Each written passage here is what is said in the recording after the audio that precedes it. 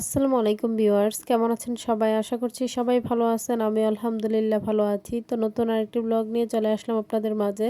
তো আজকে সকালের ওয়েদার আলহামদুলিল্লাহ খুবই ভালো।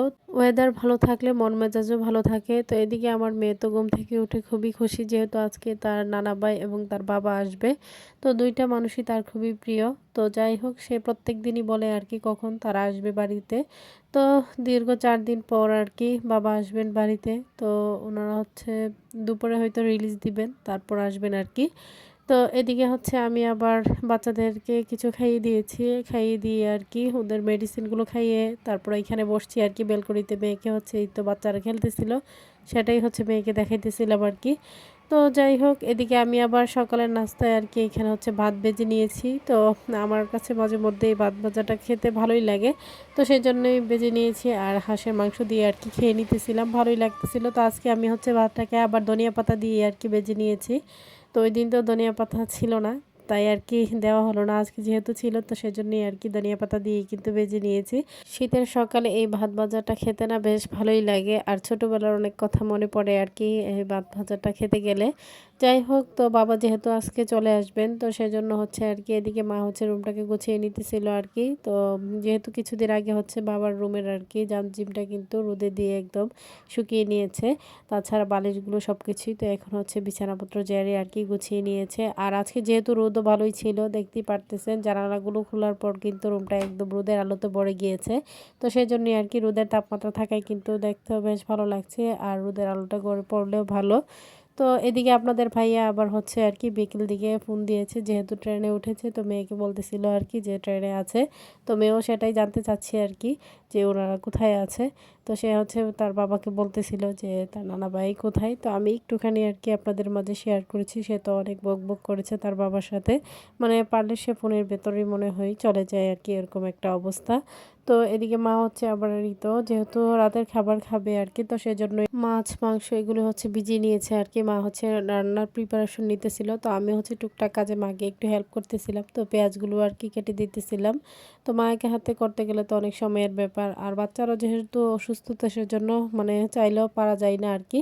তো যাই হোক, বাবা তো আলহামদুলিল্লাহ বাড়িতে আসছেন, যেহেতু তারা আসতে আসতে প্রায় সন্ধ্যাই হয়ে গিয়েছে। তো আসার পরপরই কিন্তু লোকজন একদম ভরপুর হয়ে গিয়েছিল মানে ঘরের মধ্যে আর কি। তো বাবা আসার মুহূর্তে হচ্ছে এরকম একটা পরিস্থিতি ছিল, যার জন্য হচ্ছে আর কি ক্যামেরা অন করে যে আমি ভিডিও নিব, সেই পরিস্থিতিটা ছিল না আর কি। তো বাবার শরীরটা এখনো পর্যন্ত অসুস্থই আর কি, মানে ধরে ধরে হচ্ছে নিয়ে আসতে হয়েছে আর কি। তো এদিকে বাবা আসার পরপরই কিন্তু আমার কাজিনরা আসছে বা চাচারা, তাছাড়া আরও অনেক মানুষ আসছেন বাবাকে দেখতে। তো এখানে হচ্ছে আমার কাজিন আর কি খেলতেছিল, তো মেয়েও কিছুক্ষণ খেলেছে। তো তাদের অবস্থা দেখেন, কিছুক্ষণ আগে হচ্ছে বড় চাচার ছেলেও ছিল। তো তারা রুমটাকে কি অবস্থা করে রেখেছে। তো মেয়ে কিছুক্ষণ খেলে আবার এই তো মিররের সামনে এসে ডং ডং করতেছিল, একটা রিলস পেয়েছে সেটা দিয়ে আর কি। তো সে এরকমই করতে থাকে। তার নানা ভাই আর তার বাবাকে দেখে সে তো খুবই খুশি। তো এইখানে দেখতেই পারতেছেন তার অবস্থা আর কি, তো কি করতেছিল। তো সবার কাছে আমার ছোট্ট একটি রিকোয়েস্ট, কেউ স্কিপ করবেন না, পুরো ভিডিওটি দেখে নেবেন। ভিডিওর কোনো অংশ দেখে যদি আপনাদের ভালো লেগে থাকে লাইক কমেন্ট শেয়ার করে দিবেন। আমার ছোট্ট চ্যানেলটিকে সাবস্ক্রাইব করে বেল আইকনটি বাজিয়ে দিবেন। যারা আমার ফেসবুক পেজ থেকে দেখবেন তারা অবশ্যই পেজটাকে ফলো দিয়ে পাশে থাকবেন। তো বাবা বাড়িতে আসার পর কিছুক্ষণ রেস্ট নেওয়ার পর হচ্ছে শরীরটা মুছে দেওয়া হয়েছে গরম পানি দিয়ে। তো আমি এদিকে হচ্ছে প্রেসক্রিপশনগুলো দেখতেছিলাম আর কি। বাবার যে হচ্ছে হার্টে রিং বসানো হয়েছে সেটার একটা সিডি আর কি এখানে মানে রেকর্ড ছিল এটার মধ্যে, এই ক্যাসেটের মধ্যে। তো সেটাই দেখতেছিলাম আর কি। আর এখানে আরও কিছু আছে যেগুলো হচ্ছে টেস্ট করিয়েছে, অনেক অনেক টেস্ট করিয়েছে, যেহেতু অনেক পরীক্ষা নিরীক্ষা করেই কিন্তু হচ্ছে অপারেশনটা করা হয়েছে আর কি। তো ডাক্তাররা তো আর হুট করে কোনো কিছু করবেন না, ওনারা ওনাদের মতো সব কিছু বুঝে শুনেই তো সব কিছু করে নিয়েছেন। তো আমি হচ্ছে বাবাকে আর কি খাবারের আগে মেডিসিনগুলো প্রেসক্রিপশন দেখে হচ্ছে দিয়ে দিয়েছি। তো এরপর আমি এখানে দেখতেছিলাম আর কি খাবারের পরের কোন মেডিসিনগুলো বা কী কী আছে সব কিছু একটু খুলে খুলে দেখতেছিলাম। তো 4টা দিন তো হসপিটালে কাটিয়ে আসছে, আর 4 দিন আমাদের কাছে মনে হয়েছে যেন বাড়িটা একদম শূন্য হয়ে আছে, এরকম একটা অবস্থা আর কি। তো বাবার হার্টের যে অবস্থা সেটাই আর কি এখানে একটা চিত্র অঙ্কন করে রেখেছে, মানে ডাক্তাররা কিন্তু দেখার সাথে সাথে একটা চিত্র অঙ্কন করে নেই আর কি। তো এদিকে হচ্ছে আমার ভয়েসের পাশাপাশি আপনারা হয়তো বা অন্য সাউন্ডও শুনতে পারবেন। তো যেহেতু বাচ্চারা আছে তাদের কান্নাকাটি বা আশেপাশের বাচ্চারা সব কিছু মিলিয়ে আর কি। তো এই প্রেসক্রিপশনে ছিল হচ্ছে বাবার যে মেডিসিনগুলো লিখে দেওয়া হয়েছে, তাছাড়া হচ্ছে খাবারের যে রুটিনপত্র আর কি সব কিছুই আর কি।